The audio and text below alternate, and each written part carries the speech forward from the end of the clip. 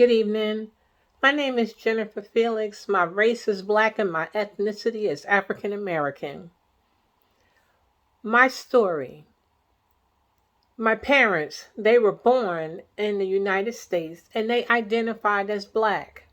My father was a truck driver and my mother was a stay-at-home housewife. So my maiden name is Crosby and I grew up in Linden in a predominantly white neighborhood. The neighborhood kids would tease me and my brothers and sisters, and they would say that we were Bing Crosby's forgotten kids. I often begin my story with my father because of the significance of who I am and what I learned about my heritage. See, my father was born in Leeds, South Carolina, Chester County.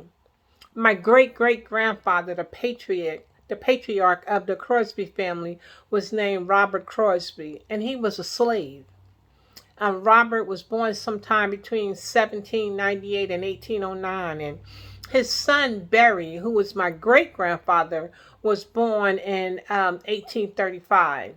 He married Lucy Thompson in 1863, and their first child was Hugh, and he was born March 15th, 1867. Now, see, this was the year that Chester County became aware that the Civil War had ended. Their second child, Mary, was named after the wife of their slave owner. They raised 10 children, and they were all tall, about 6 feet in height, and they ate dinner together every evening. The table was arranged so that the oldest child sat in the front with Barry and the youngest child sat in the back with Lucy. So growing up, we ate dinner together as a family. And we sat arranged from the oldest to the youngest. See, I always wanted to sit next to my daddy. And when my oldest sister would get up, I would crawl under the table and scoot into her spot, only to have her push me back to my side of the table. I never understood why my daddy wouldn't let me sit next to him, but after hearing my family history, it made sense. When the movie Roots by Alex Haley, when that movie came out, my father didn't want us to watch it. But my mother said, let them learn about their history. I remember going to school that Monday morning, the day after Roots aired, and those very kids that called us Bing Crosby's forgotten kids apologized to us for the treatment our ancestors had to endure. It felt good, but my brother wasn't having no part of it. He didn't accept their apology, and it didn't matter to him, so they began to call him Kunta. My brother at that time began to trace our family history, which was how we learned about our great grandfather and our great great grandfather. And after my father passed away, my uncle would tell us stories about the South and what they endured.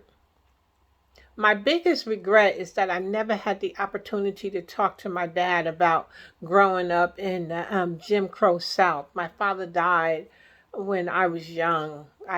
He died the day before my 20th birthday, so I never had that opportunity to talk to my father about things that occurred in his life.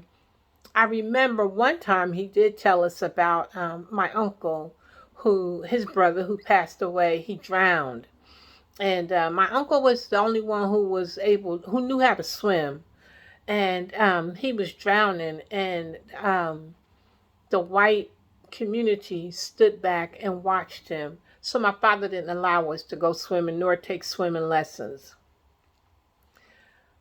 There's so much more that I can tell you, but I want to tell you about my mother's side of the family. My mother, her name was Hankerson. Her maiden name was Hankerson. And the one thing that the Hankersons are known for are the twins. There are 8 generations of fraternal twins born in my family.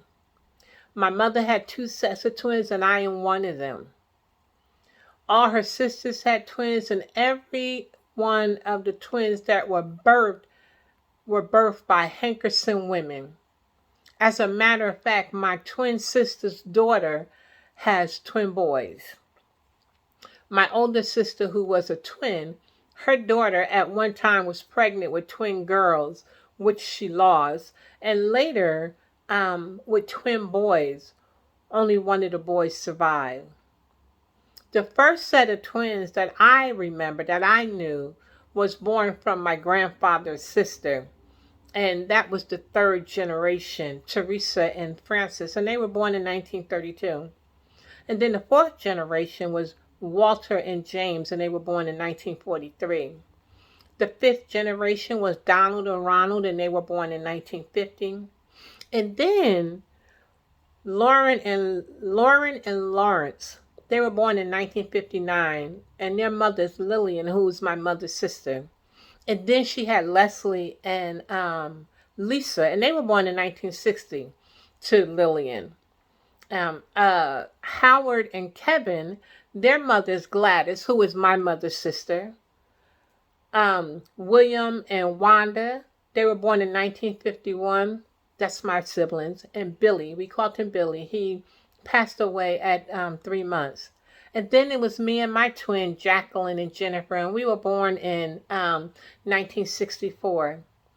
And then my brothers, Keith and Kenneth, and they were born in 1965. And then my cousin, Jonathan, and James, they were born in 1966. And then the sixth generation was Tina and Henry. Tina and Henry, and they were born in 1976 to my cousin Deborah. And then Linnell and Laurel, and they were born in 1982. And their father is my cousin Larry, and he is the only male to have had twins. And then the seventh generation, my cousin Terry, she had twin girls, and her mother is Teresa, who was also a twin. My cousin Jasmine, she has a twins, a boy and a girl, and her mother is Frances. And then the eighth generation, Marcus and Marquise, and they're twins who were born in 2011. And they are twins. Their mother is my twin sister's daughter. And then Christopher and Christian, they were born in 2001, and Christian passed away at birth. One of the things about my grandfather was that he was the first black fire chief in Middlesex County, where he served there for over 40 years.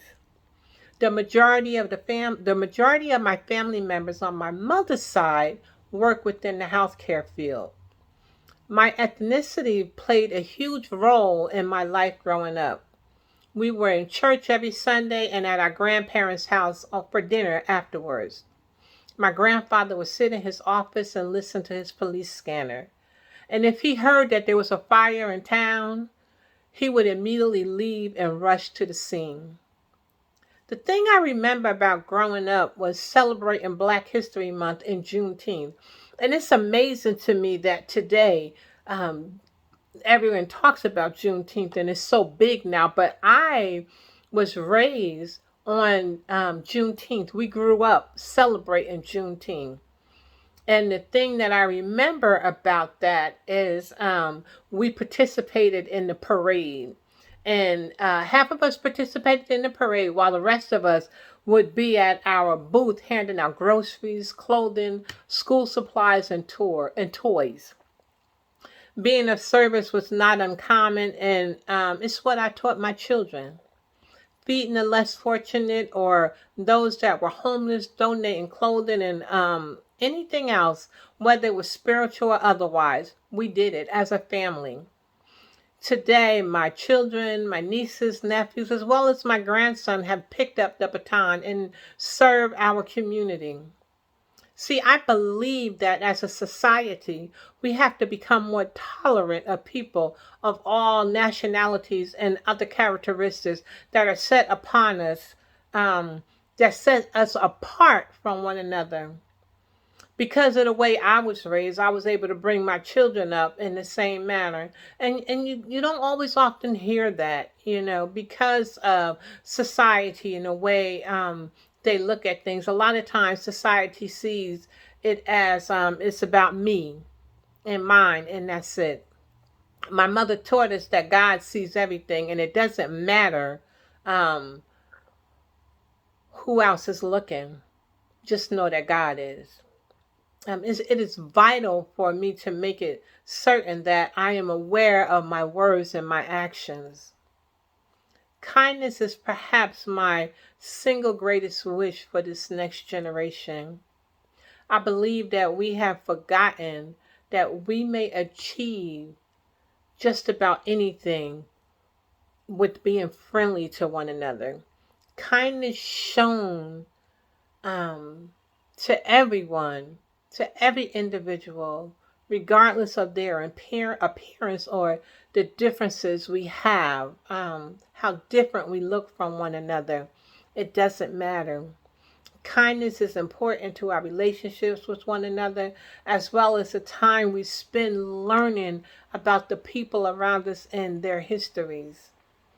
Kindness towards one another to further our education is what we should acquire. I can only picture the magnitude of the shift that will occur if we spend just 1 minute learning about the history and culture of the different racial and ethnic groups. Thank you.